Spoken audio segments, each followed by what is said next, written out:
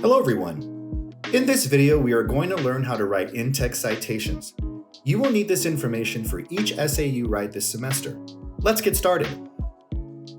First, I think many students get intimidated and think that citing sources is hard, and they think that they'll never learn how to do it correctly. However, writing proper in-text citations is very easy.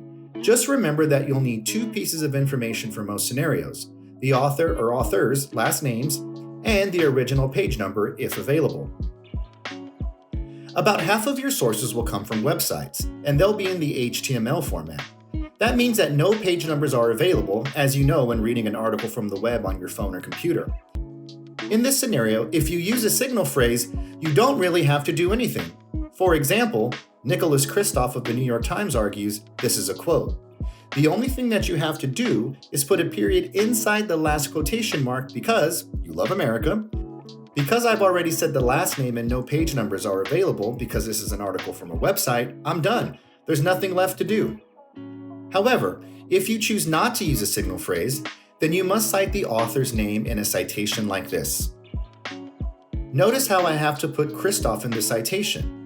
Also notice that the period moves to the outside of the citation because the citation is part of the sentence.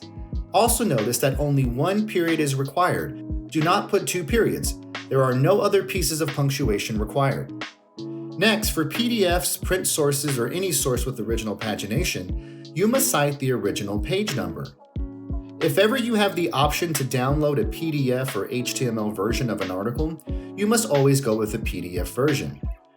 When using a signal phrase to introduce a PDF or print source, do the following. Ryan King from the University of Chicago asserts, this is a quote. Again, notice that you should cite the original page number of the article. Many students get confused and will put a 1 in the citation because it's the first page of the article. However, you need to double check and find the actual original page number.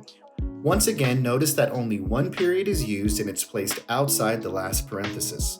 If you choose not to use a signal phrase, you must cite the author's last name and page number in the citation.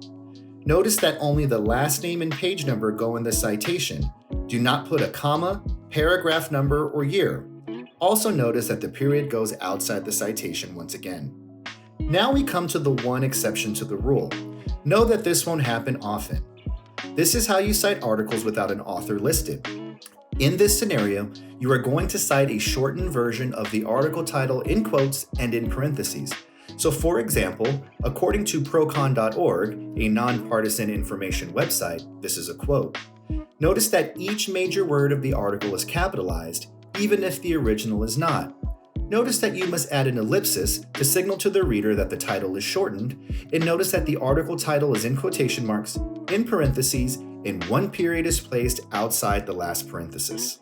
Next, you may run into a scenario where you have an article with two authors. Remember that you can use a signal phrase and give both authors' full names and credentials. However, if you choose not to use a signal phrase, then you must put both last names in your citation. Use the word and not an ampersand. Also, if the source is a PDF, be sure to add the original page number. If you have an article with 3 or more authors, remember that you can write a signal phrase with the author's full name and credential, followed by et al. However, if you choose not to use a signal phrase, then you must cite the first author's last name, followed by et al. In this example, I've included the page number to show you how it would look. Okay, if you're ever stuck, you should refer to the MLA guide. Or use your common sense and remember the rule about last names and page numbers. As always, if you have any questions, please feel free to email me. Take care. Bye-bye.